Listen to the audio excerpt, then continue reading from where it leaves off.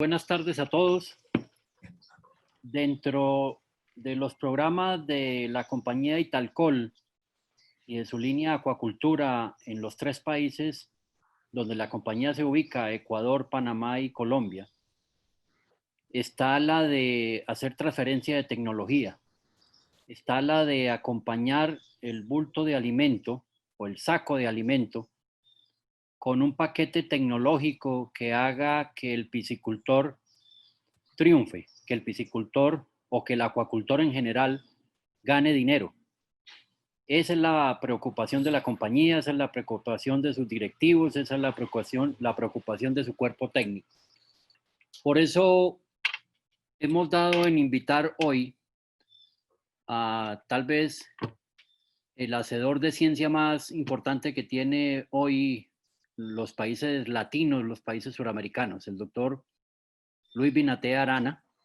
Los que trabajamos en piscicultura, los que llevamos poquito y mucho tiempo en esto, sabemos y hemos leído sus libros, sus artículos y sus investigaciones. Sabemos de toda la capacidad y de su capacidad para generar ciencia, y eso para Italcol es un motivo de orgullo poder contar con él como conferencista. Doctor Luis Binatea, muchas gracias por su deferencia, muchas gracias porque nos regala esta hora y media. Esperamos poderlo exprimir, podemos sacar de usted todo el conocimiento y que esto se vea plasmado en la realidad del manejo de las granjas acuícolas en estos tres países. Le reitero nuestro agradecimiento, nuestro respeto, nuestra consideración y por favor el auditorio es suyo. Muchísimas gracias de nuevo. Muchas gracias, doctor Espejo. Primeramente, permítame agradecerle por la invitación que me hizo llegar para poder compartir algunas ideas con ustedes, con vuestros técnicos y con vuestros clientes. Entonces, aquí la conferencia que tenemos para dar consta de 3 capítulos. El primero, vamos a hablar sobre la preparación de fondos de estanques. Posteriormente hablaremos de requerimientos de alcalinidad. Y por último hablaremos de bioremediación. Entonces yo voy a proyectar los slides, voy a dar las explicaciones respectivas y al final vamos a abrir un periodo para las preguntas. Y si lo desean, puedo disponibilizar también el PDF de la presentación para que puedan enviarlo a cada uno de los participantes más adelante. Bueno, vamos a comenzar por el primer capítulo, que sería la preparación de fondos. Entonces lo que vemos aquí es un ecosistema acuático de cultivo, el cual está compuesto por una unidad llena de agua que generalmente está en contacto con el suelo. Es ahí donde vamos a colocar los peces, que son objetivo de nuestra producción. Y para que estos peces no se mueran y para que puedan crecer y con esto obtener la productividad que estamos buscando, vamos a tener que proporcionar alimento. Este alimento es rico en proteínas, tiene otros nutrientes importantes para el desarrollo de los animales que estamos cultivando y necesariamente va a sufrir un metabolismo, o sea, va a ser metabolizado por las células de los peces. Y los ingredientes que no son necesarios van a ser excretados, ya sea por la vía branquial bajo la forma de amonio o por la vía sólida bajo la forma de heces. Entonces, este alimento, junto con las heces, y además el alimento que no es consumido, así como el fitoplancton y el zooplancton y los animales muertos, acaban tarde o temprano depositándose en el fondo de los estanques, haciendo con que se incremente la concentración de materia orgánica. Por un lado tenemos el coloide orgánico, que es este que está de color negro, y también tenemos la materia orgánica que se incorpora en el suelo, que también es importante de ser observada para que no nos generen problemas en calidad de agua. Lo que vemos aquí es una unidad de cultivo con poca acumulación de materia orgánica en el fondo. Por lo tanto, la demanda del oxígeno no es tan alta, haciendo con que este oxígeno sea perfectamente utilizado para los requerimientos de crecimiento de nuestros peces.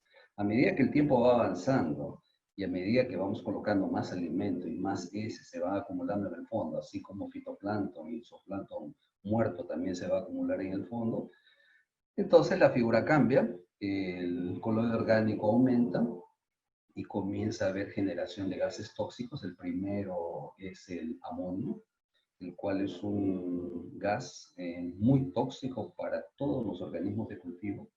Y la concentración de oxígeno también va a disminuir. Y esto se vuelve una crisis sobre todo en temporada de lluvias, cuando no hay sol, la actividad fotosintética baja y eso hace con que el oxígeno también baje y la materia orgánica se acumule también de forma un poco más acelerada. El tiempo continúa pasando y llega un momento en que la capacidad de carga del sistema disminuye debido a la exacerbación de la concentración de estos gases tóxicos. Aquí podemos señalar el amonio, también el sulfuro de hidrógeno y el gas metano, siendo que la concentración de oxígeno es muy pequeña y esto le va a restar mucha capacidad de producir a nuestros tanques de cultivo. El peor resultado sería la mortalidad de los animales, principalmente por falta de oxígeno y en segundo lugar por intoxicación con esos gases tóxicos que estamos viendo, que es bastante común de ser observado en las unidades de cultivo. Esta acumulación de materia orgánica en el fondo de los estanques es inversamente proporcional al oxígeno y directamente proporcional a la mala calidad del alimento y a la profundidad. En otras palabras, si el alimento no es de buena calidad, por ejemplo, si tiene una baja digestibilidad y si la unidad de cultivo es muy profunda, sobre todo cuando pasa del 1,5 metros, se acumulará más fácilmente la materia orgánica en el fondo. Ya cuando hay oxígeno, habrá una menor acumulación de esta materia en el fondo. El oxígeno se encarga de hacer con que esta materia orgánica se recicle rápidamente gracias a la presencia de bacterias aerobias. La materia orgánica, por lo tanto, puede ser descompuesta de dos formas.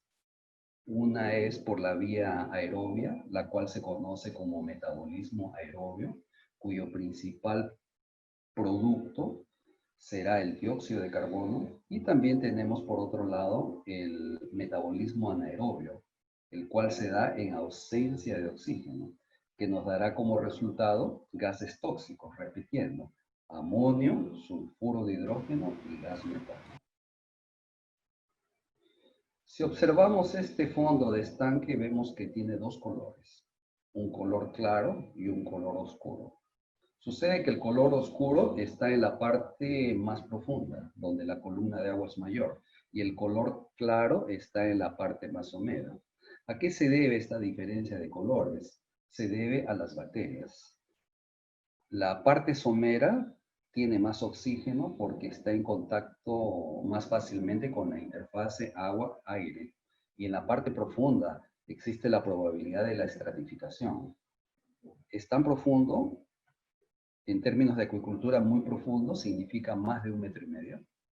Es tan profundo que se da una estratificación física y química. Cuando hablamos de estratificación física nos estamos refiriendo a la temperatura. Y cuando hablamos de estratificación química nos estamos refiriendo al oxígeno disuelto, el cual es menor en la parte más profunda y también a la acumulación de materia orgánica. Entonces, en la parte somera tenemos la participación de bacterias que trabajan muy bien en presencia de oxígeno y en un pH cercano a la neutralidad. Estas bacterias descomponen rápidamente la materia orgánica. Esa es la razón por la cual no se acumula. Y el principal producto de excreción, como vimos en el gráfico anterior, es el dióxido de carbono. Y estas bacterias, por lo general, dejan el suelo de color claro y sin ningún olor. Ya las bacterias anaerobias trabajan bien en ausencia de oxígeno y pH más ácido. Descomponen la materia orgánica muy lentamente.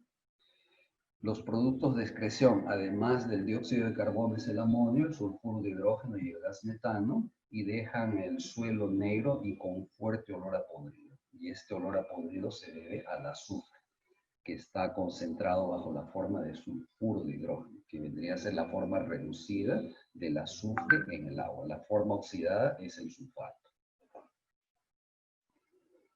Aquí vemos un atleta que ha entrado a un estanque de cultivo y observamos que se levanta una nube de color negro. Y uno se pregunta, ¿pero qué podrá ser eso? Resulta que esa es la materia orgánica que se ha acumulado en el fondo en condiciones anaerobias. Y adopta esa coloración y despide ese olor a podrido porque se trata de un sedimento rico en sulfuro de hidrógeno y otros gases tóxicos, como mencionamos, amonio y gas metano.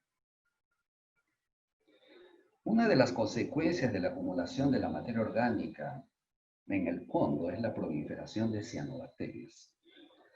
Si vemos todo el panorama del fitoplancton en una unidad de cultivo, es preferible tener clorofisias y diatomeas y no tener ni cianobacterias ni dinoflagelados. Para el caso del agua dulce es más común observar cianobacterias en vez de dinoflagelados, pero a veces también se dan algunos dinoflagelados que pueden representar algún peligro para los animales que estamos cultivando. Las cianobacterias son células muy pequeñas que acostumbran a reproducirse a una velocidad espantosa, mucho mayor que el fitoplancton propiamente dicho, y también tienen la pésima costumbre de liberar sustancias como es la geosmina y el ácido metil isoborneol, que le dan a la carne del pez un sabor y un olor a barro.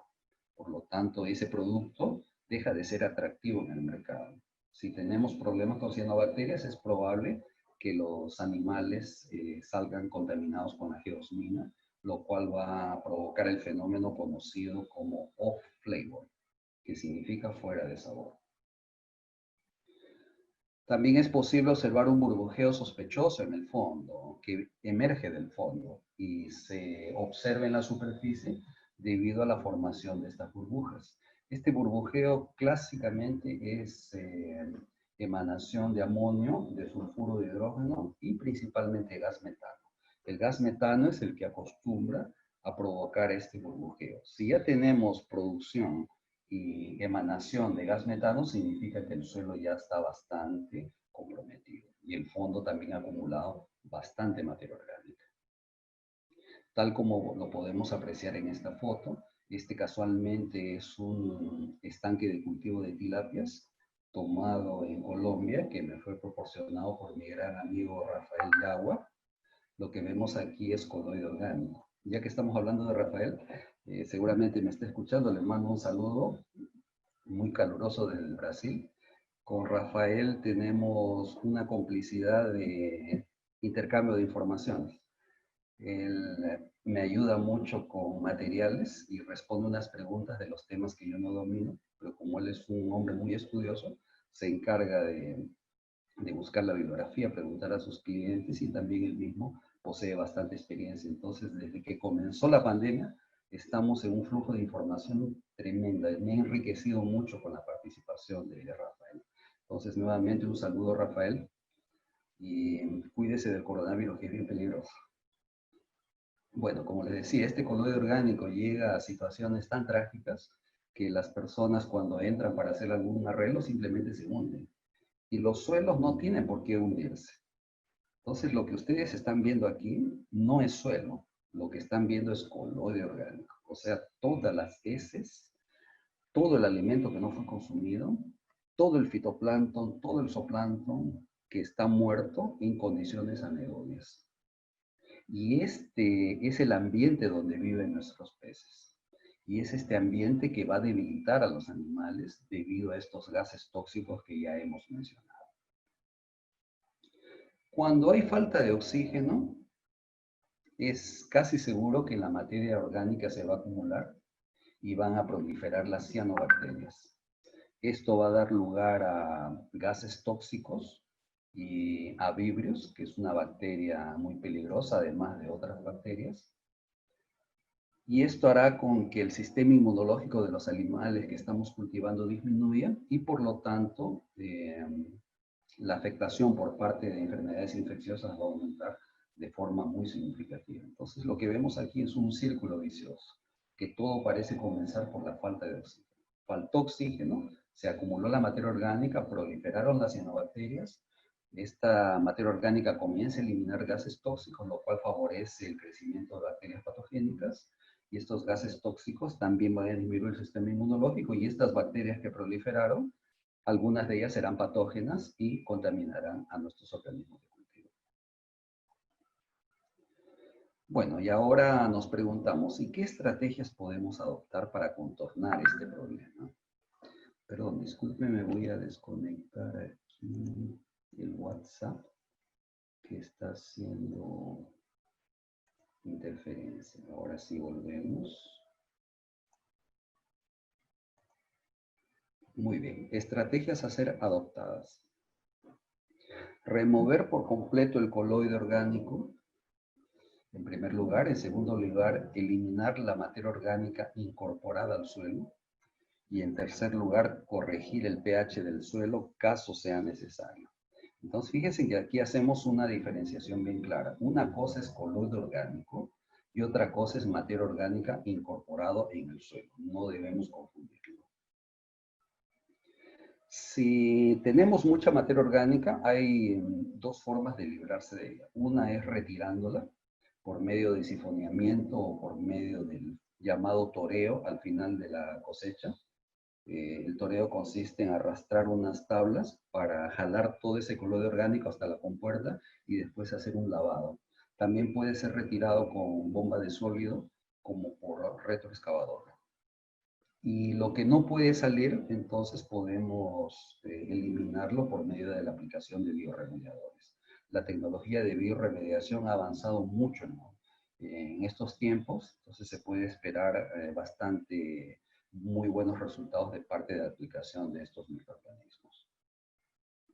Aquí vemos una hacienda camaronera en el Ecuador que tienen muchos problemas con coloides orgánicos. Entonces ellos saben de que después de cada cosecha, ese coloide tiene que ser retirado. Ellos lo retiran con excavadora y lo depositan en los camiones y los camiones lo llevan a los lugares de desecho. No lo pueden arrojar al manglar porque está prohibido. Entonces lo que han hecho ellos es cavar unas zanjas para poder enterrar ese coloide orgánico hasta que se mineralice por procesos naturales. Ya una vez que retiré el coloide orgánico, me queda el suelo. Y es necesario medir la materia orgánica que quedó incorporada en el suelo. Y esta no debe ser mayor de que 4%. Entonces es importante rescatar ese número. No puede ser mayor de que 4%. Si, digamos, el cultivo terminó con una materia orgánica ya en 4% y yo realizo un nuevo cultivo sin antes eliminar esa materia orgánica que está incorporada en el suelo, es muy probable que en la próxima cosecha termine con 6 o con 7% de materia orgánica, siendo que el límite observado es 12%. Con 12% es un ambiente completamente eutrofizado. La demanda de oxígeno es tan grande que los animales simplemente no pueden prosperar porque no les está faltando lo principal, que es el oxígeno disuelto. Entonces, repitiendo, lo máximo que hay que permitir en materia orgánica al final del cultivo es 4%. Muchos piscicultores acostumbran dejar que el suelo se seque hasta que el sol lo raje y piensan que con eso han eliminado la materia orgánica. Resulta que eso es un error, porque el encargado de reciclar esa materia orgánica que está incorporada en el suelo son las bacterias que están en el propio ambiente. Y estas bacterias necesitan de dos cosas. En primer lugar, necesita de agua y en segundo lugar, necesita de oxígeno. Cuando el suelo está expuesto a la atmósfera después de una cosecha, el oxígeno sobra porque está en contacto con la atmósfera.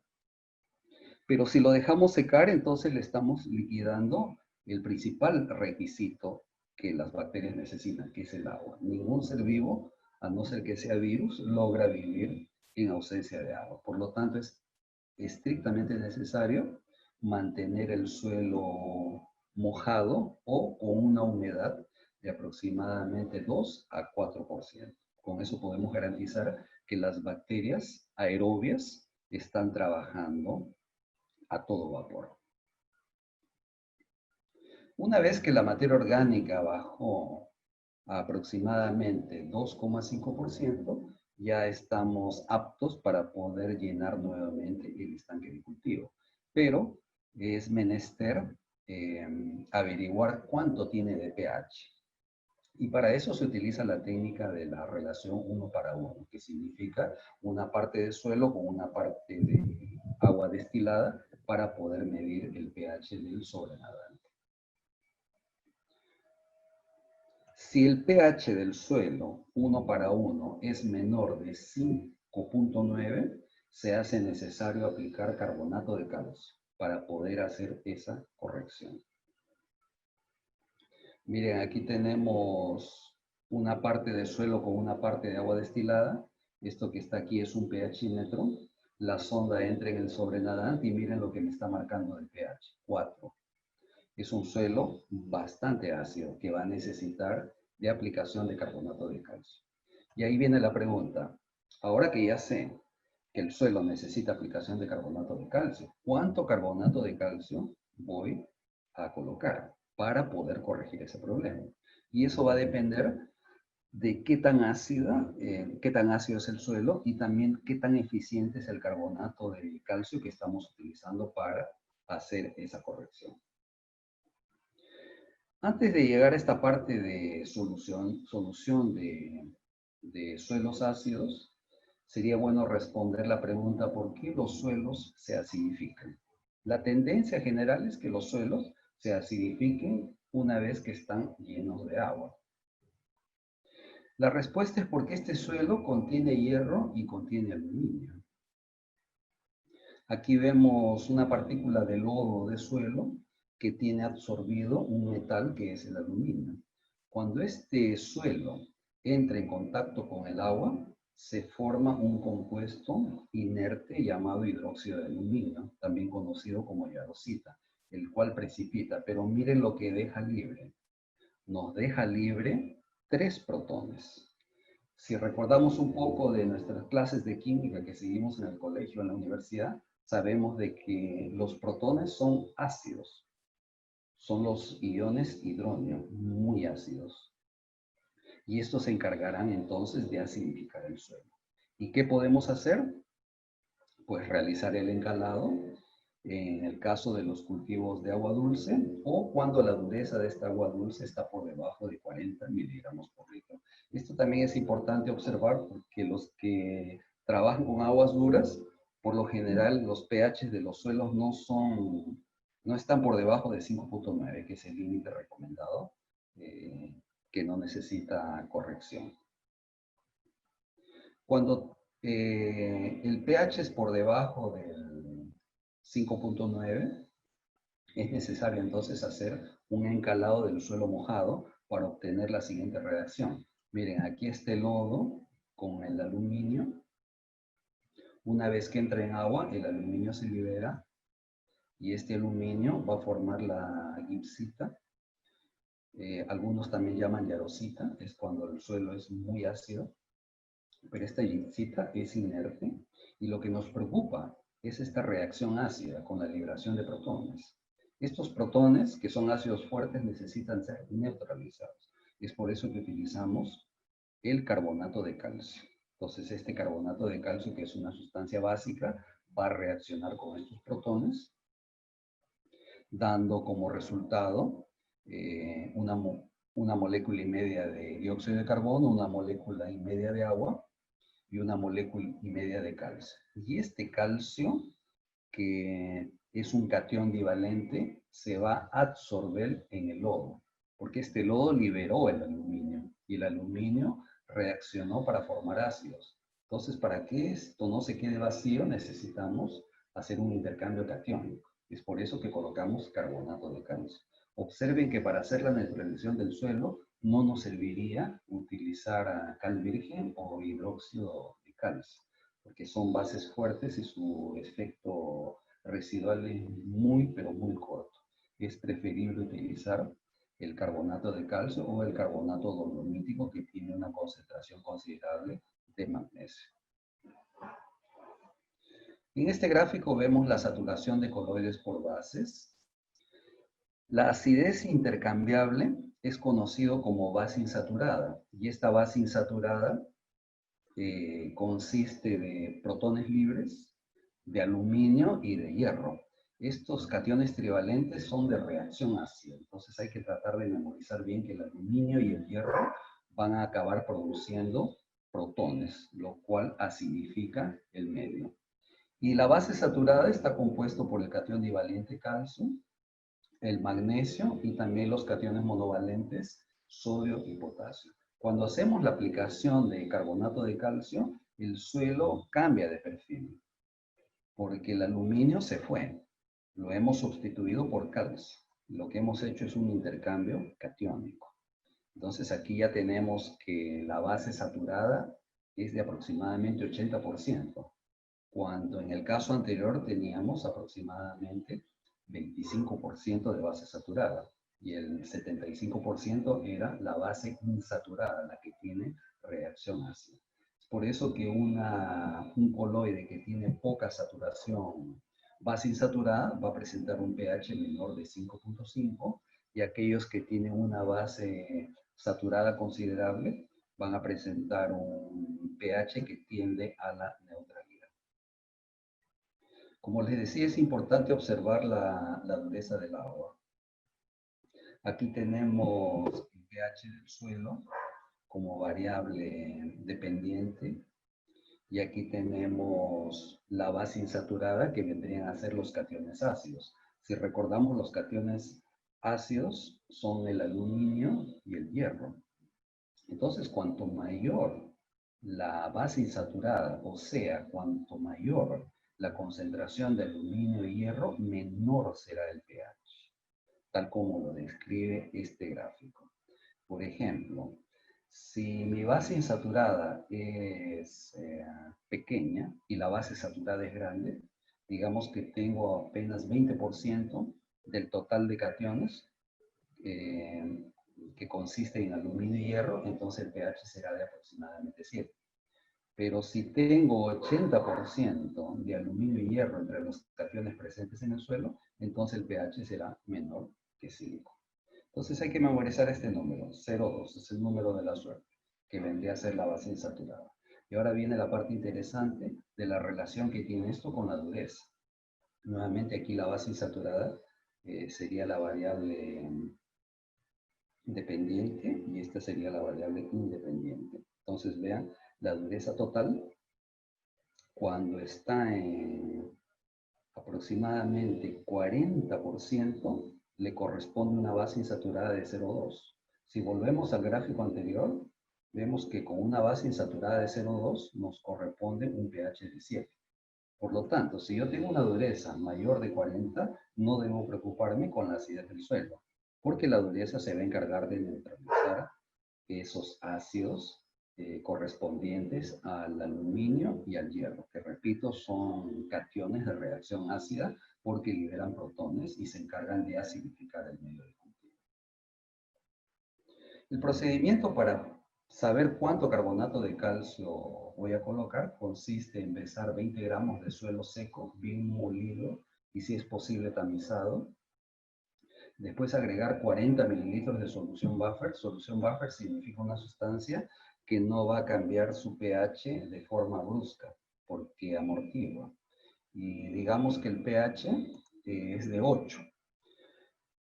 Después confrontamos las dos sustancias, suelo y solución buffer, lo agitamos por 10 minutos y volvemos a medir el pH. Lo que nos interesa saber ahora es cuánto bajó el pH de 8. Sabemos que la sustancia tenía un pH 8 y sabemos que el suelo es ácido, porque nos dio una reacción con el agua destilada menor de 5.9.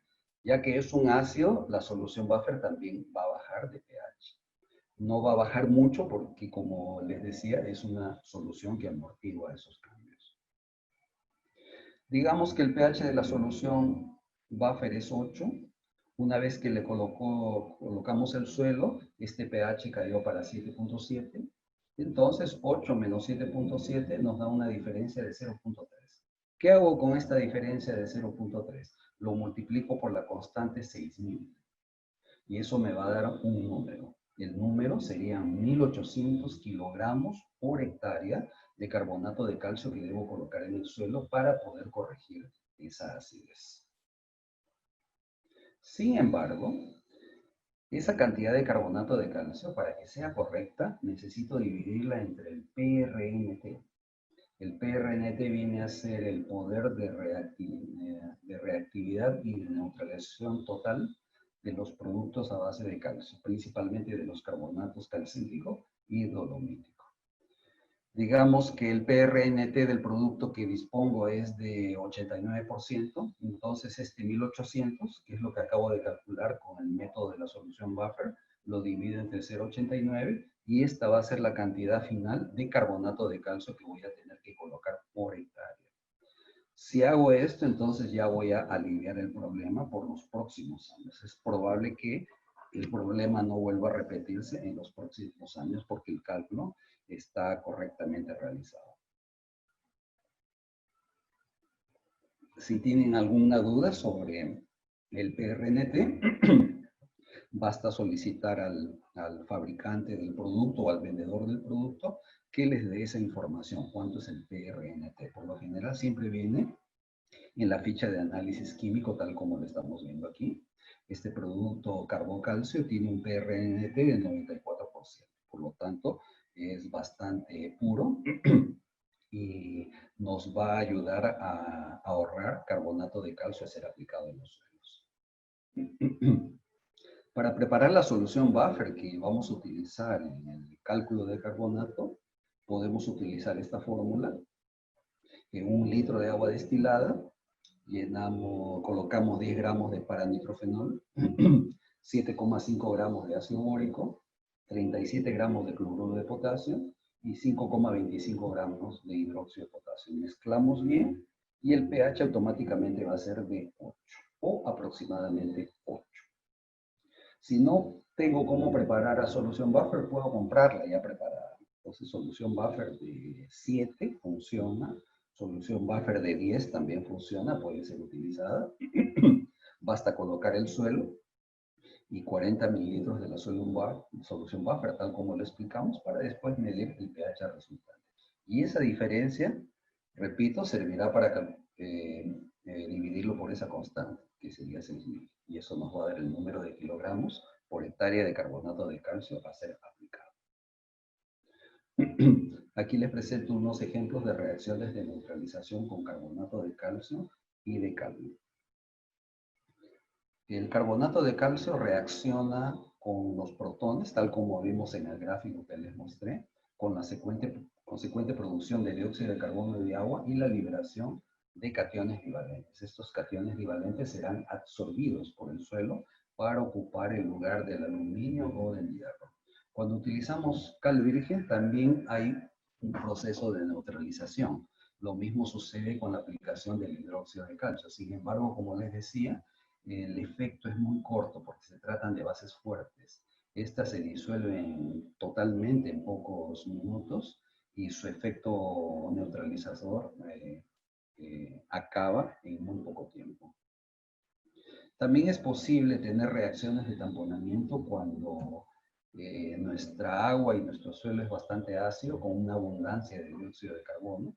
El carbonato de calcio va a reaccionar con el carbonato para formar iones bicarbonato, y estos iones bicarbonato son los principales responsables por la alcalinidad. Por lo tanto, también es posible aumentar la alcalinidad con carbonato de calcio, con óxido de calcio o con hidróxido de calcio.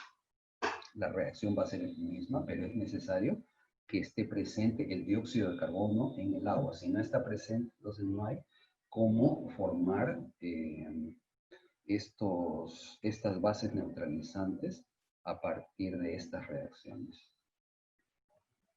Es importante observar que la solubilidad del carbonato de calcio es prácticamente nula en aguas que contienen alcalinidades superiores a 50 miligramos por litro.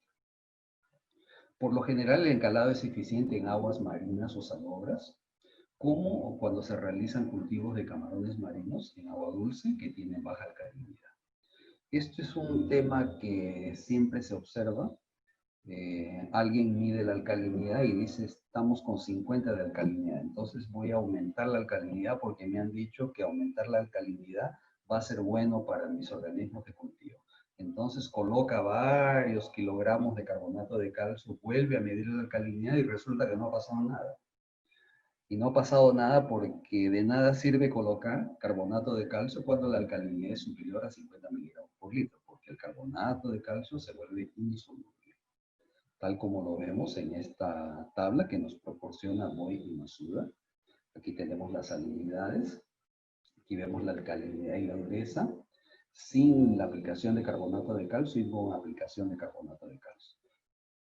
Aquí tenemos una alcalinidad de 27,4 y una dureza de 30,9. Muy parecido a las aguas que hay en el Valle del Meta, en Villavicencio, en el llano, que son aguas bien blandas y de baja alcalinidad. Entonces, cuando aplico carbonato de calcio es posible observar un incremento de la alcalinidad. De 27 pasó para 46 y en el caso de la dureza, de 30 pasó para 50. Lo mismo sucede con un agua que tiene 16 miligramos por litro de alcalinidad, después de la aplicación del carbonato sube para 22. Pero la dureza ya no sube, porque el agua ya es bastante dura. Entonces aquí tenemos una alcalinidad de 40,8, apliqué carbonato de calcio y no pasó nada. Aquí tenemos una alcalinidad de 60, apliqué carbonato de calcio y no pasó nada. Es porque el carbonato es insoluble. Para que pueda surtir efecto, tiene que ser soluble, para que pueda reaccionar con los ácidos. Bien, el segundo capítulo se refiere a los requerimientos de alcalinidad. Primero vamos a tratar de determinar el rango que debe ser observado para el crecimiento adecuado de las tilapias. Los peces que cultivamos, hay unos que son muy sensibles a los cambios de alcalinidad y otros menos sensibles. Para nuestra suerte, la tilapia es un pez muy poco sensible. Es un animal que aguanta mucha cosa. Y lo mismo sucede con la alcalinidad. Es posible cultivar tilapias en alcalinidades tan bajas como 20 miligramos por litro, que es lo que sucede en Villavicencio, en Colombia, como en alcalinidades superiores a 1500 miligramos por litro, tal como sucede en la actualidad en Guadalajara, en México, en que las aguas son muy duras y bastante alcalinas, pero la tilapia no tiene ningún problema, crece en cualquier tipo de alcalinidad. En Guadalajara observé un asunto importante. Ellos producen de forma intensiva las tilapias en estos tanques de lona. Son tanques de 70 a 120 metros cúbicos. El cultivo es intensivo. Se trabaja con más de 30 kilos por metro cúbico. Y la aireación es exclusivamente con inyectores de turbina o de paletas. No pueden utilizar difusores ni manguera microperforada porque inmediatamente se colmatan de carbonato de calcio debido a la fuerte alcalinidad y a la fuerte dureza. Por lo tanto, no es posible utilizar ese tipo de artificio, pero la tilapia está siendo producida de igual forma, de una forma bastante eficiente. Bueno, ¿y qué sería la alcalinidad? La alcalinidad es la suma de todas las bases titulables capaces de neutralizar ácidos. ¿Cuáles son los ácidos que están en el agua? Básicamente protones, tal como ya lo habíamos mencionado. ¿Y cuáles son esas bases capaces de neutralizar estos ácidos? Tenemos los iones hidroxilo, tenemos el ion bicarbonato y tenemos el ion carbonato. Básicamente son esos tres. Cuando observamos la ecuación de la fotosíntesis, sabemos de que el agua más dióxido de carbono en presencia de luz acaba formando carbohidratos y liberando oxígeno. Y durante la noche sucede el proceso inverso. Estos carbohidratos van a ser utilizados como fuente de energía y tendrán que ser oxidados con el consumo de oxígeno, con la liberación de dióxido de carbono y agua. Es el proceso de respiración. Sucede que este dióxido de carbono que es producido en la respiración, en contacto con el agua acaba formando el ácido carbónico. Y en función del pH, este ácido carbónico se va a transformar en bicarbonato o en ion carbonato. Entonces hay una relación muy estrecha entre el dióxido de carbono con la acidez de las aguas de las unidades de cultivo. Diferente de la acidez de los suelos. La acidez de los suelos hay que recordar que tiene su origen en los cationes de reacción ácida. ¿Qué cationes son esos? Es el aluminio y es el hierro, que una vez que reaccionan con agua, acaban liberando protones, y estos protones tienen que ser neutralizados. Ya la acidez del agua proviene básicamente del dióxido de carbono, debido a los procesos de respiración. Y este dióxido de carbono tiene un comportamiento muy interesante. Miren, la concentración del dióxido de carbono es abundante cuando el pH es ácido. Y cuando llega a 8, prácticamente desaparece. Y no es que el dióxido de carbono haya desaparecido, lo que pasa es que el dióxido de carbono se ha transformado en otro compuesto. Y este compuesto es el que está representado por la faja de color verde, que viene a ser el bicarbonato, tal como vemos en esta ecuación. Y a medida que el pH va aumentando, entonces el bicarbonato también va a disminuir. Y no va a desaparecer porque se va a transformar en otra sustancia. Y esta sustancia vendría a ser el ion carbonato. Esto tenemos que tener presente para poder entender por qué el pH oscila tanto durante el día y la noche. Todos nosotros que hemos cultivado peces sabemos de que el pH siempre amanece relativamente ácido y al final de la tarde el pH aumenta. Y a veces esa diferencia del pH entre la mañana y la tarde puede ser de más de 2 puntos, lo cual acaba estresando de una forma brutal a los animales de cultivo. Esas oscilaciones de pH no pueden ser tan bruscas como por lo menos 2 puntos. Aquí una curiosidad sería la concentración de dióxido de carbono en función del pH del agua y también en función de la alcalinidad del agua. Entonces es importante considerar que cuando las aguas son bastante alcalinas, habrá mayor disponibilidad de dióxido de carbono para poder hacer la fotosíntesis. Y en aguas que son de muy baja alcalinidad, entonces la concentración del dióxido de carbono también será baja. En agua salada o salobre, o en agua dulce en que el pH es superior a 8, el dióxido de carbono es muy escaso, pero hay una abundancia de bicarbonatos, tal como vimos en el gráfico que les mostré anteriormente. Este fitoplancton, frente a la ausencia de dióxido de carbono, para no morirse de hambre porque necesita hacer fotosíntesis, va a tener que sacar el dióxido de carbono de alguna otra sustancia. ¿Y de qué sustancia la sacará? Del ion bicarbonato. Esto se conoce como fotosíntesis diurna, la cual se realiza en un pH por encima de 8 con el consumo de carbonato de calcio, lo cual acabará produciendo iones hidroxilo. Y este fenómeno es muy fuerte con disco de Secchi menor de 25 centímetros. Entonces, miren, cuando tenemos un pH por encima de 8, ya no hay dióxido de carbono en el agua. Y este fitoplancton va a tener que arrancarlo del bicarbonato. Y una vez que lo arranca del bicarbonato, se queda con ese bicarbonato para producir glucosa y libera oxígeno. Pero también va a liberar otra sustancia, y esta sustancia es el ion hidroxilo.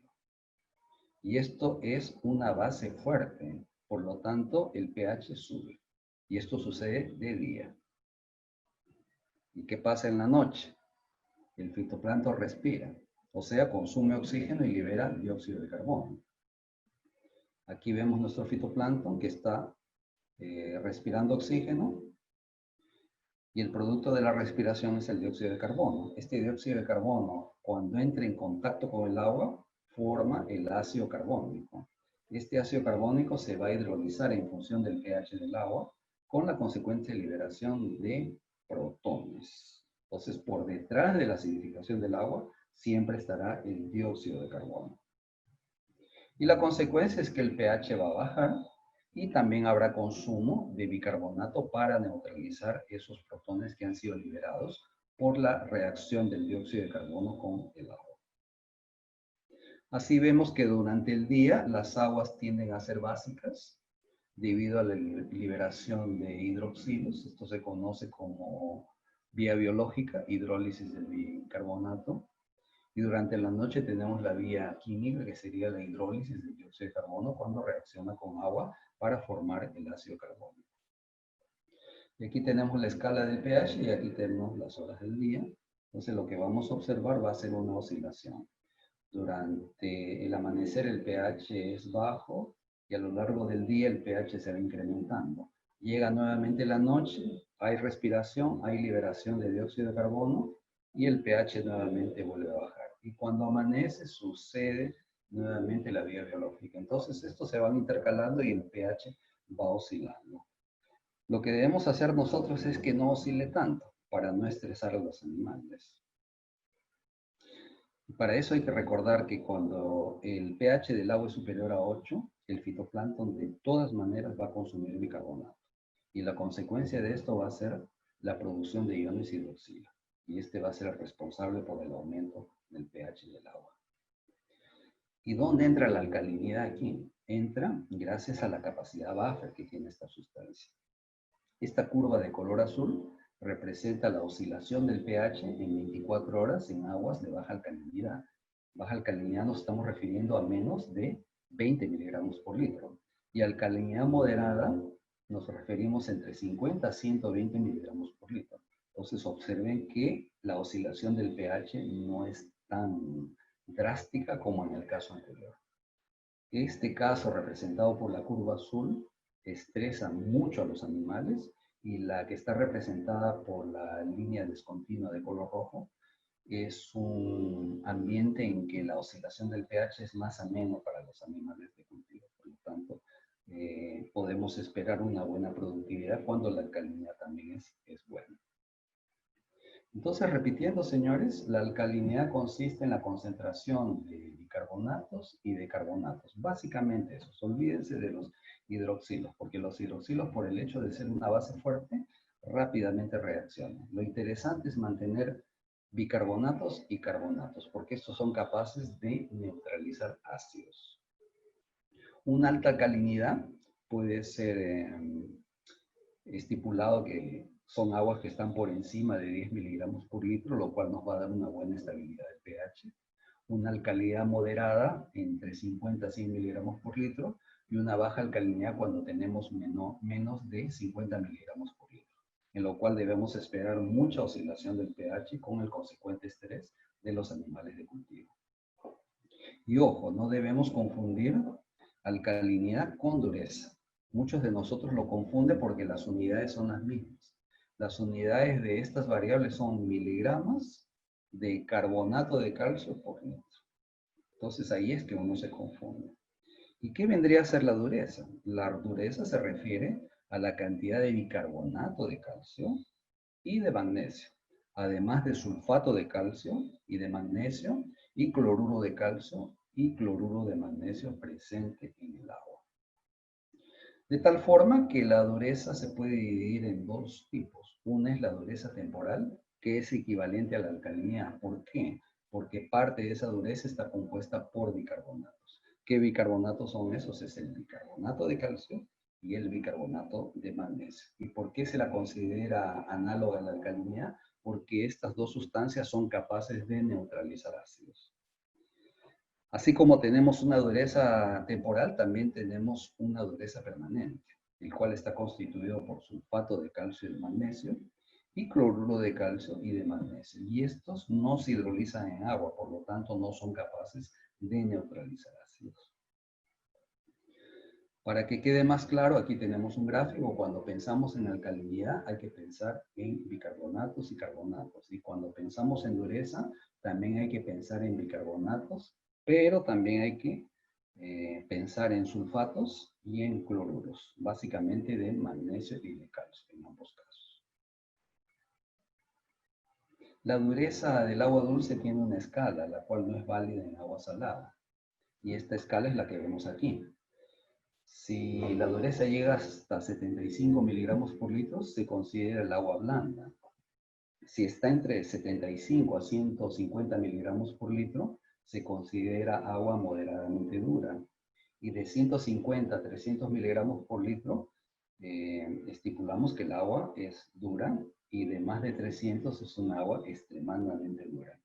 Repito que esto no debe ser aplicado en agua de mar, porque el agua de mar es muy alta, en alrededor de 6.000 miligramos por litro, en términos de sulfatos, cloruros y bicarbonatos. Por lo tanto, está fuera de escala. Para poder hacer la corrección, puedo utilizar el método del déficit. Por ejemplo, un tanque de cultivo intensivo de tilapia de 100 metros cúbicos tiene una alcalinidad de 20 miligramos por litro y necesitamos subirla por lo menos a 50 miligramos por litro. ¿Cuánto carbonato de calcio debo colocar? Observen que no es posible subir más de que 50 miligramos por litro con este producto, porque el producto, como les decía, es insoluble por encima de esa alcalinidad. La solución es muy simple. Primero determinamos el déficit. El agua tiene 20 y queremos que suba 50. 50 menos 20 nos da 30. Esto es lo que nos está faltando en el agua. En cada litro nos faltan 30 miligramos de carbonato de calcio. Ya que el estanque de cultivo tiene 100 metros cúbicos, o sea 100 mililitros, esto tenemos que multiplicarlo por 30 miligramos, lo cual me acaba dando 3 kilos de carbonato de calcio. Para resolver el problema de la alcalinidad de este tanque de 100 metros cúbicos, debo colocar 3 kilos de carbonato de calcio. Para aumentar la calidad del agua es preferible utilizar cal agrícola, o sea, el carbonato de calcio. Y para aumentar la dureza es más práctico utilizar el yeso agrícola, que vendría a ser el sulfato de calcio. Y para eso utilizamos el método de las equivalencias. Por ejemplo, un estanque de 100 metros cúbicos tiene 50 miligramos por litro de alcalinidad, pero apenas 5 miligramos por litro de dureza. ¿Cuánto yeso agrícola 100% puro debo colocar para igualar la dureza con la alcalinidad? La solución es casualmente haciendo la comparación con carbonato de calcio. Este vendría a ser el peso atómico del sulfato de calcio y este del carbonato de calcio. Si consideramos que ellos son equivalentes, entonces 172, que es el peso del sulfato de calcio, viene a ser igual al peso del carbonato de calcio. Y este déficit, que es lo que me está faltando, debería aplicarlo en una regla por 3. 45 por 172 dividido por 100 me da 77 miligramos de este compuesto, de sulfato de calcio por letra. Ya que el tanque de cultivo tiene 100 mililitros de volumen, lo multiplico por 77 miligramos y esta es la cantidad de yeso agrícola que voy a tener que colocar para poder levantar la dureza del agua de 5 para 50 miligramos por litro. Como ustedes pueden ver, no hay mucho misterio cuando se hace este tipo de cálculo. Muy bien, ahora llegamos al último capítulo de nuestra charla, que sería la bioremediación. Normalmente, durante muchos años, se utilizó de forma indiscriminada antibióticos. Y estos antibióticos en la piscicultura y en la carcinocultura generó mucha resistencia bacteriana. Por lo tanto, el mercado ya no acepta más animales que son tratados con antibióticos. Una vez que se decretó la prohibición de antibióticos para uso en la acuicultura, salvo rarísimas excepciones, nos vimos en un callejón sin salida. Entonces muchos se preguntaron, ya que no podemos usar antibióticos, ¿y ahora qué es lo que vamos a hacer? Entonces vamos a utilizar una forma de control biológico. Entonces es ahí que llegan las alternativas planteadas por las buenas prácticas de manejo, que consisten en vacunas, también la adición de probióticos, prebióticos, inmunoestimulantes y alimentos funcionales para poder hacer un biocontrol de los patógenos y también una bioremediación del agua. ¿Qué son los probióticos? Son células microbianas que son administradas de una manera que entren en el tracto intestinal y se mantengan vivas con el objeto de mejorar la salud del hospedero, o sea, del animal que estamos cultivando. Segundo Balcázar, estas también pueden ser definidas como bacterias que promueven la salud de los organismos acuáticos. Y tienen razón, cuando hablamos de probiótico nos referimos más a mantener la salud del animal, gracias al biocontrol que estas pueden ejercer con los patógenos. Muchos trabajos han sido hechos, aquí les cito 3 que fueron realizados con nuestros alumnos de maestría y doctorado en la universidad. Encontramos que el Bacillus sp es altamente eficiente para contrarrestar patógenos que aquejan al Lithopenetrans nemei. El Lactobacillus plantarum se mostró igualmente eficiente en tilapia del Nilo y la Weissella civaria fue eficiente en la especie Pseudoplatystoma, que vendría a ser nuestro surubín híbrido, que es un pez muy apreciado de agua dulce en el estado de Santa Catarina. Segundo Getzow, podemos entonces dividir a estos microorganismos en dos categorías: los que son antagonistas de patógenos y aquellos que mejoran la calidad del agua. Este autor hace una división bien clara. Si los microorganismos que estamos utilizando mejoran la calidad del agua, vamos a obtener un beneficio biorremediador. Y cuando estos son antagonistas de patógenos, tenemos que preguntarnos si logran colonizar o no el tracto digestivo. Si logran colonizarlo, deberían ser llamados de probióticos. Y si no logran colonizarlo, pero sin embargo cuando pasan por el intestino y hacen el trabajo de liquidar patógenos, debemos darle otra definición que se llama biocontrol. En otras palabras, esta palabra probiótico quedó muy pequeña para los múltiples beneficios que tienen los microorganismos que son adicionados en el agua de cultivo. Así como hay probióticos y biorremediadores, también tenemos los prebióticos, que serían anteriores a estos microorganismos. Y estas vendrían a ser sustancias o ingredientes no digestibles para el hospedero que lo benefician, estimulando el crecimiento y la actividad de las bacterias benéficas, así como el balance entre bacterias benéficas y patogénicas en el tracto intestinal. La manipulación bacteriana en el tracto intestinal de peces. ¿Qué tal? ¿Cómo está? Sí, Juan Carlos. Puede ser realizado Contar por aquí un tanto momento. en peces herbívoros como en peces omnívoros y carnívoros. Como por ejemplo, con el uso de estos probióticos podemos, por medio del proceso fermentativo, alterar el pH de la parte posterior del tracto gastrointestinal, donde se van a alojar las bacterias biocontroladoras o las bacterias probióticas. Y esto afecta directamente la proliferación de estas bacterias y también la integridad de las células epiteliales del intestino, dando como resultado una mejoría en la salud intestinal y también una mejoría en el aprovechamiento de los nutrientes. Los prebióticos vienen a ser carbohidratos y pueden ser clasificados en función del tamaño de molécula y también del grado de polimerización. Por lo tanto, tenemos monosacáridos, oligosacáridos y polisacáridos. En el primer caso tenemos como ejemplo la glucosa, la fructosa. En el segundo caso la sacarosa, la lactosa. Y en el tercer caso el almidón, el glucógeno y la celulosa.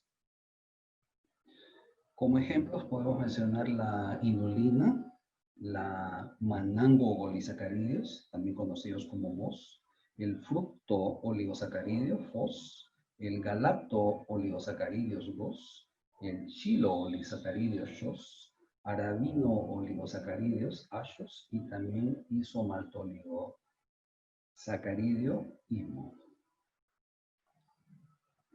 Estos microbios provienen del propio animal. Hacemos un plaqueamiento de la flora bacteriana intestinal y comenzamos a buscar bacterias que pueden ser utilizados con la finalidad de o con la finalidad de biorremediadores. Entonces, para eso se hace una serie de pruebas in vitro para poder seleccionar si es que son antagonistas de patógenos y si logran resistir las sales biliares y el pH bastante bajo del intestino de los animales. Entonces, si logramos hacer esta selección, entonces tenemos que preguntarnos y confrontarlo con bacterias patogénicas. Entonces, si realmente ellas tienen efectos sobre patógenos, deben ser utilizados como probióticos o como biorremediador o como biocontrolador.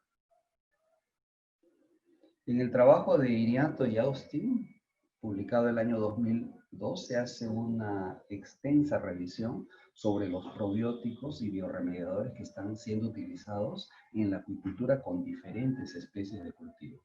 Podemos señalar microorganismos como el Bacillus sp, que vendría a ser la estrella, es la que más se utiliza en el mundo.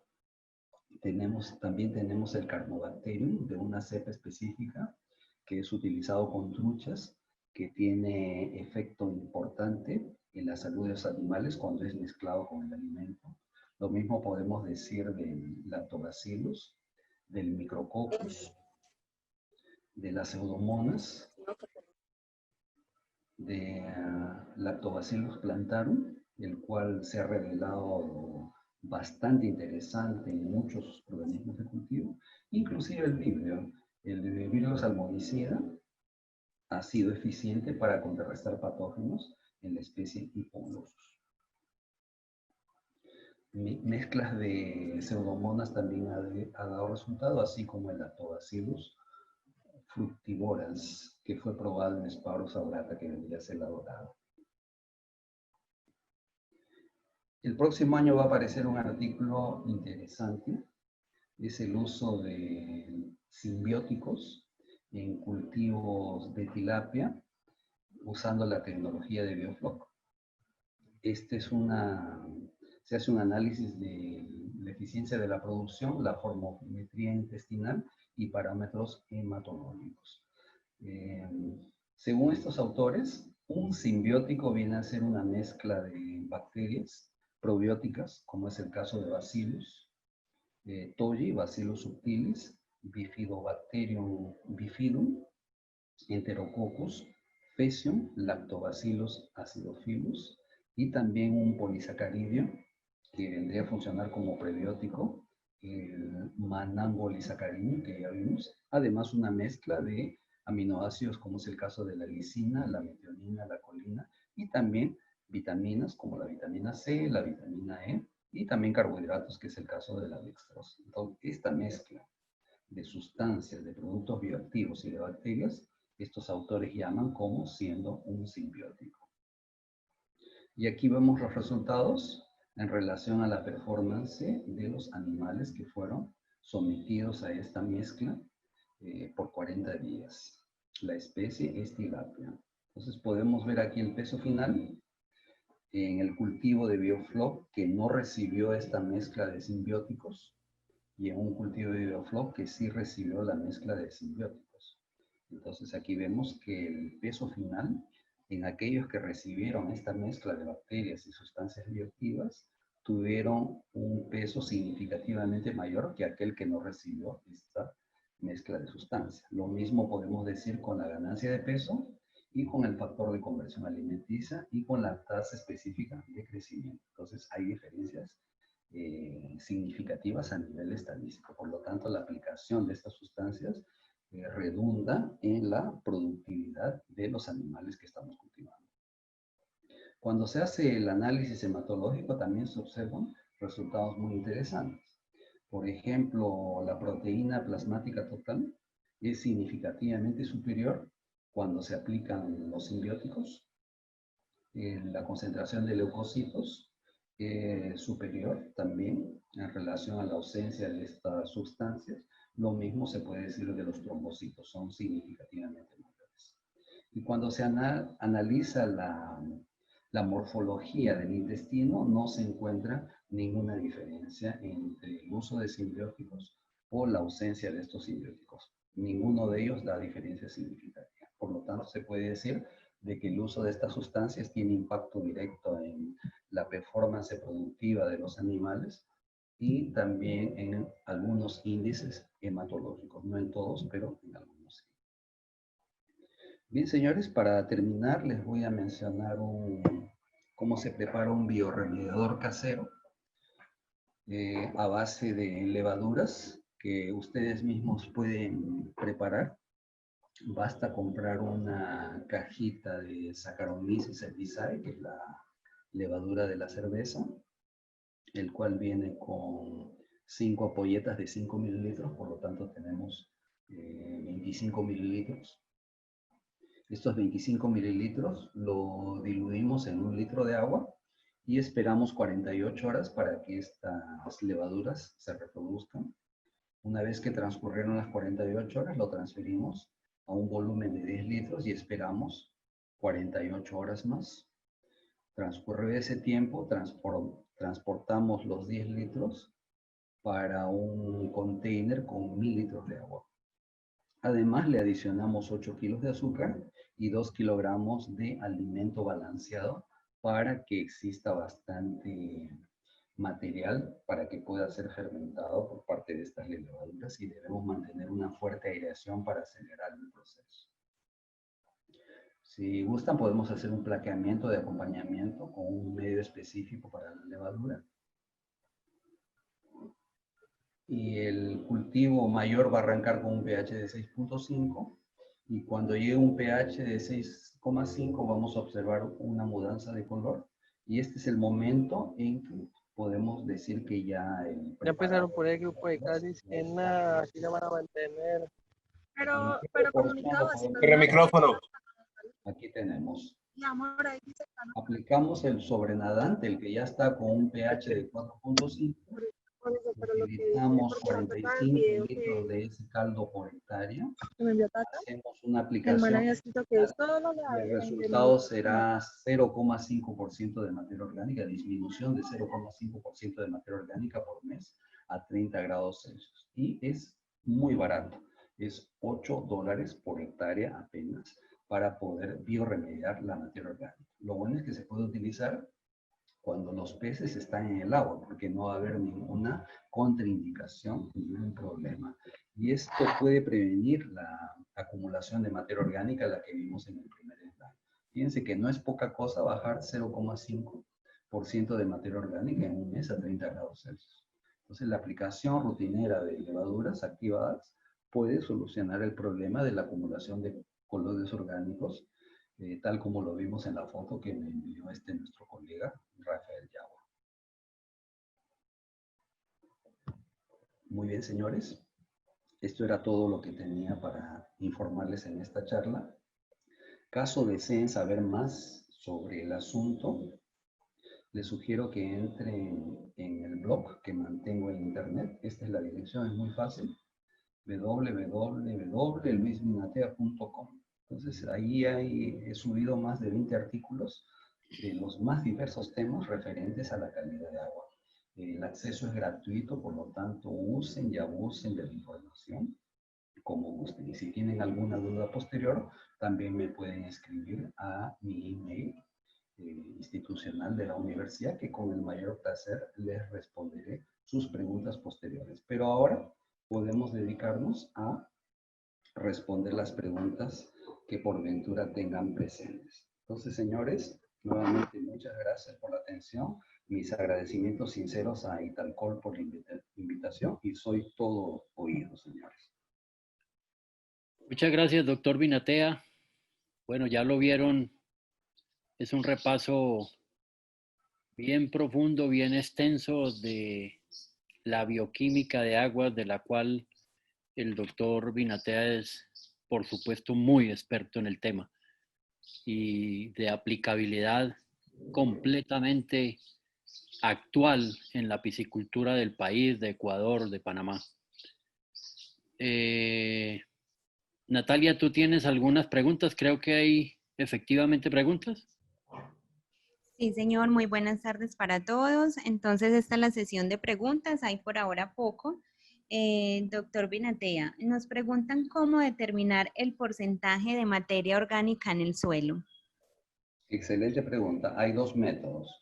Uno es a través de la mufla, que consigue someter un peso conocido del suelo a 400 grados Celsius por 1 hora, y por diferencia de peso se determina cuál es el porcentaje de materia orgánica.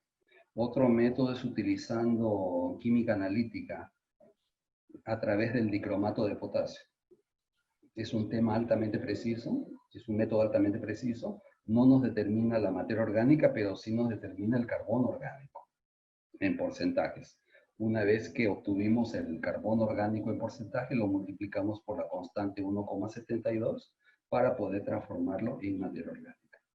Repitiendo, son dos métodos: el método de la mufla y el método del dicromato de potasio. Gracias, doctor. La siguiente pregunta, una alcalinidad baja, por ejemplo, 20 miligramos por litro, ¿afecta la coloración de la tilapia roja?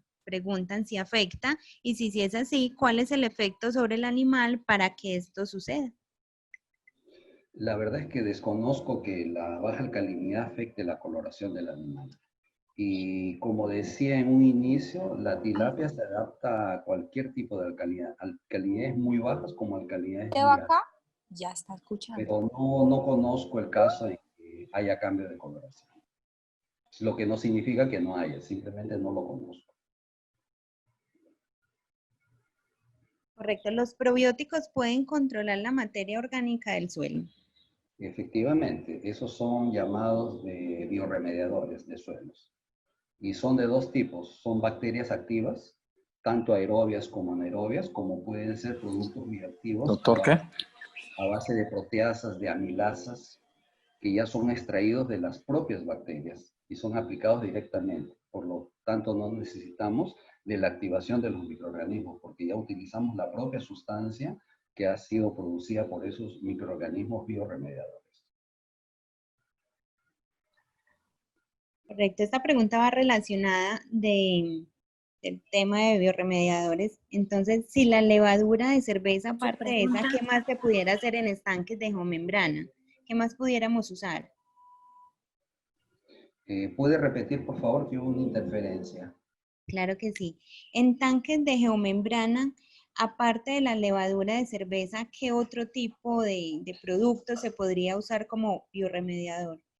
En el caso de tanques de geomembrana, no veo mucho la utilidad de utilizar biorremediadores porque se supone que la densidad va a ser muy alta y la aireación también. Por lo tanto, esa materia orgánica siempre va a estar en suspensión.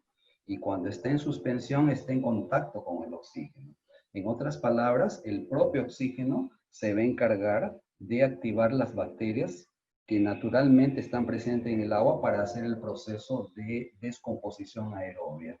Entonces no veo mucha utilidad de utilizar el biorremediador en ese tipo de cultivos. Ok, nos preguntan si la fórmula que nos explicaste al final de la conferencia también puede ser usada en estanques de alta profundidad donde los fondos tienen baja o nula disponibilidad de oxígeno disuelto.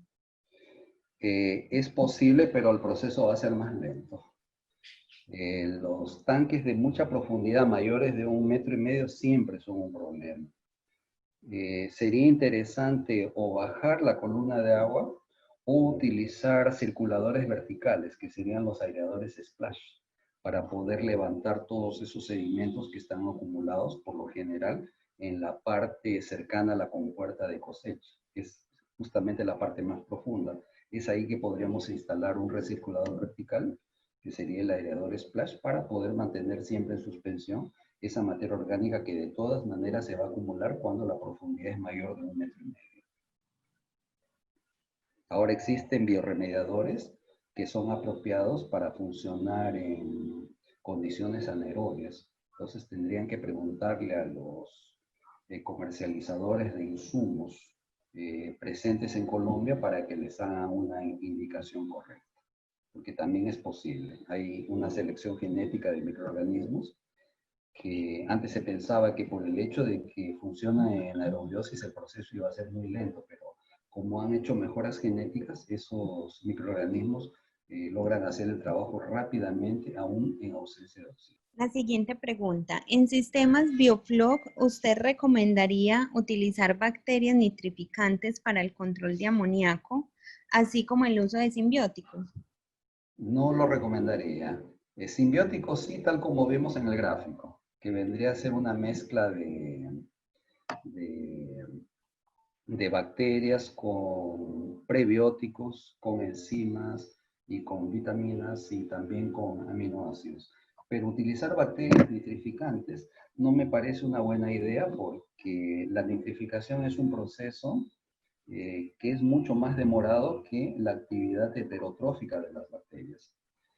Si yo tengo suficiente oxígeno y tengo suficiente carbono en un sistema de Bioflok, no necesito por qué recurrir a la nitrificación para librarme del nitrógeno amoniacal. Las bacterias heterotróficas van a hacer ese trabajo. Correcto. Otra pregunta, ¿el carbonato de calcio se aplica en el suelo y también se puede aplicar cuando el estanque está completamente sembrado? Cuando está sembrado no me parece muy útil, sobre todo si el problema ha estado localizado en el suelo, como es acidez. Es necesario primero hacer esa corrección con el suelo húmedo, pero sin agua y sin peces, para que exista una abundancia de oxígeno y con esta aplicación de carbonato las bacterias que les gusta un pH más tirado a la alcalinidad puedan trabajar a contento para poder reciclar toda esa materia orgánica.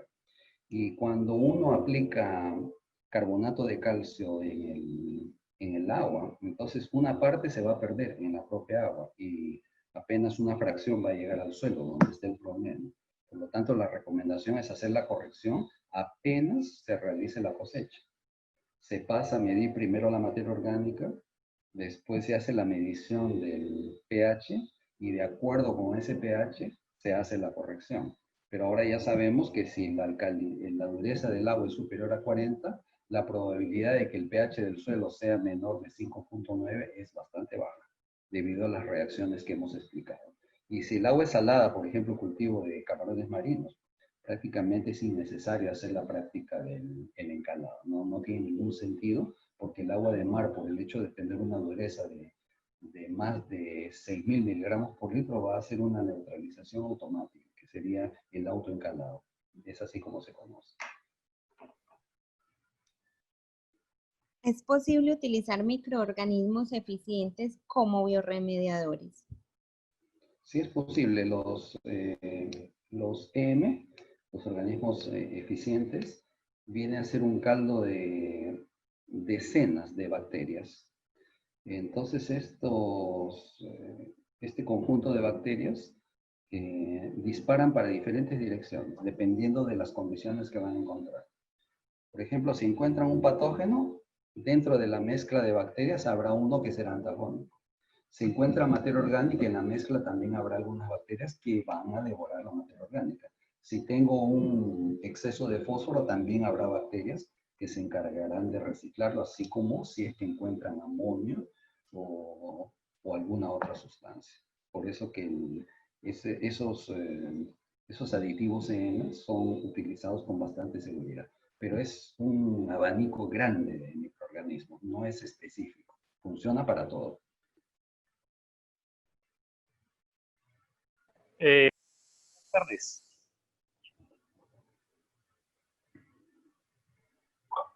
Bueno, doctor, en la práctica se debería ser la alcalinidad un parámetro a medir a diario.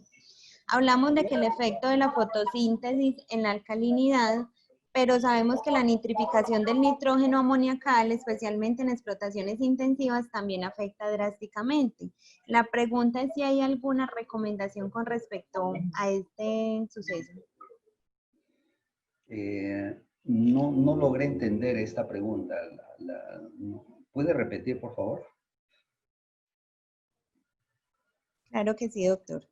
Nos preguntan o nos dicen en un enunciado que en la práctica se debería medir la alcalinidad a diario, que es una primera pregunta, y que si hablamos de que el efecto de la fotosíntesis en la alcalinidad, pero que sabemos también que la nitrificación del nitrógeno amoniacal, especialmente en explotaciones intensivas, también afecta drásticamente. Entonces la pregunta es que si hay alguna recomendación frente a esto. A ver, la fotosíntesis afecta la alcalinidad bajándola, sobre todo cuando el pH es por encima de 8. No es necesario medir la alcalinidad diariamente, basta medirlo una vez por semana, que es más que suficiente. Y con relación a la nitrificación, esta no tiene relación con la fotosíntesis. Podría tener una relación indirecta por la producción de oxígeno, lo cual acaba degradando todo el nitrógeno amoniacal para nitrato.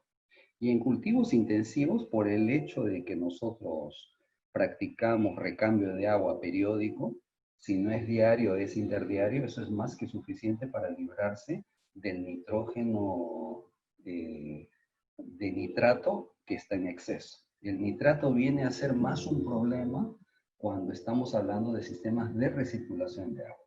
En ese caso, sí, los filtros biológicos pueden llegar a concentraciones tan altas como 400 miligramos por litro, lo cual ya no es recomendable de mantener en términos de nitrato. Pero una unidad de cultivo tradicional, sea con liner o sea con estanque de tierra, no veo mucho problema con la acumulación de nitrato. Lo veo muy difícil que llegue a representar un problema.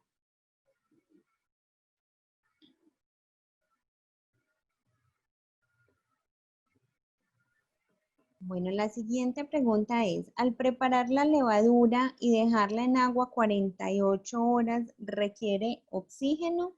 ¿Y de qué porcentaje de proteína se debe adicionar con el concentrado? Sí, el concentrado basta que sea de aproximadamente 30% de proteína, que es más que suficiente. Y las dos primeras etapas, la preparación en 1 litro y después en 10 litros, no necesita de oxígeno. Pero el tanque de 1000 litros sí necesita aplicar aireación. Aireación, más que todo, es para mantener toda esa materia orgánica en suspensión, para facilitar la actividad de las levaduras.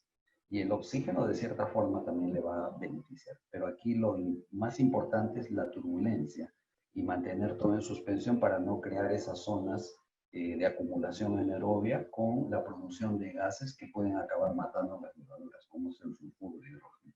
En sistemas biofloc, ¿cómo se hace para bajar los niveles de amonio? ¿Serviría adicionarle cal? Y si es No, así, para el amonio necesitamos adicionar carbono orgánico. El carbonato de calcio es un carbono inorgánico y lo que las bacterias necesitan son carbohidratos. Cuando hay carbohidratos, las bacterias heterotróficas van a absorber el amonio para sintetizar proteínas. Y este carbono orgánico puede ser la melaza, puede ser harina de alfalfa, harina de yuca, jugo de caña de azúcar, cualquier carbohidrato biodegradable, no puede ser celulosa, puede ser utilizado para poder bajar el nivel de amonio. perfecto. En estanques de tierra, ¿usted recomendaría hacer un vaciado periódicamente y qué tan frecuente? En estanque de tierra, el vaciado, si es que es posible hacerlo, debemos practicarlo cuando la concentración de coloide orgánico es bastante alta. Entonces ahí sí es recomendable hacer un vaciado total del estanque para poder eliminar ese coloide orgánico. Y seguir todo este proceso que hemos explicado de la medición del carbono orgánico incorporado al suelo y también del pH del suelo en función de la dureza del agua. Una vez que nos hemos librado de esos coloides orgánicos, entonces procedemos a un llenado y habría que leer el histórico del estanque para saber por qué se acumuló tanta materia orgánica en el fondo. Y la respuesta más probable es porque faltó oxígeno en el fondo. Y la pregunta es, ¿por qué faltó oxígeno en el fondo? Probablemente porque tenemos mucho fitoplancton en la superficie y ese fitoplancton puede estar compuesto por cianobacterias, los cuales son fatales para un cultivo. Y también porque la unidad de cultivo tiene una columna de agua superior a 1,5 metros. Entonces, casi seguro que cuando se pasa del 1,5 metros de columna de agua, se va a acumular la materia orgánica. Entonces, eso va a tener que ser corregido para no repetir otra vez el problema y tener que necesitar de vaciar todo el agua para poder hacer el tratamiento del suelo. Doctor, nos preguntan qué productos químicos se usan frecuentemente para limpiar pequeños reservorios de agua de los depredadores y que esos reservorios van a ser usados para el cultivo de peces. Si se trata de peces, podemos utilizar saponina. Y si se trata de moluscos, podemos utilizar tanto saponina como sulfato de calcio. Estos productos son generalmente utilizados para eliminar esos invasores y esos predadores. Repitiendo, saponina y sulfato de calcio.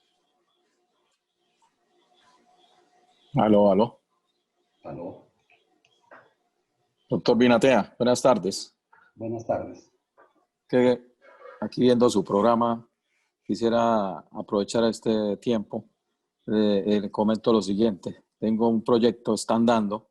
Estoy haciendo en estos momentos 2 tanques de ferrocemento que llaman. Ya tengo uno anteriormente con pocos alevines. Este proyecto ya ha sido como poco a poco irlo estudiando y en estos momentos lo estoy haciendo con 2 tanques de 8x5. La cuestión es que en mi sector hay poca agua, ¿sí? Me ha inclinado en comentarios que la que más se me aproxima sería el sistema Bioflop, por el tema de evitar los recambios de agua. Exacto. No sé si con su ayuda sea posible yo seguir con este gran proyecto que llevo a cabo. Claro que sí, estamos a las órdenes. Todo lo que sea ciencia, estamos para ayudar. Con mucho gusto. Ok, doctor, cualquier duda yo le estaré escribiendo. Claro, mándeme un correo que le puedo mandar bibliografía. En fin, podemos también mantener un contacto directo por WhatsApp, así como lo hago con mi amigo Rafael Yagua, para poder intercambiar bastante información. Qué bueno. Para intercambiar. Qué bueno, doctor. Muchísimas gracias y Usted, Dios lo bendiga. ¿Usted, Felipe, dónde está ubicado? Perdóneme, vamos a dar por terminada ya el panel de preguntas con el doctor Binatea. Teníamos, con él no queremos abusar de la gentileza de él, teníamos 1 hora y media y obviamente por supuesto queremos respetarle su tiempo. Doctor Binatea, muchísimas gracias, de verdad muchísimas gracias, mucho respeto. Ya tienen ahí el blog del doctor Binatea, estamos seguros que él les va a contestar las preguntas, de manera que a usted todo nuestro respeto y nuestra consideración, doctor Binatea. A todos muchísimas gracias, son muy gentiles. Muchas gracias a todos los oyentes y participantes. Muchas gracias, doctor Espejo, Lorena, Rafael, por la gentileza de haberme invitado para esta charla. Y ya saben que estamos a las órdenes para lo que necesiten. Muchísimas gracias nuevamente.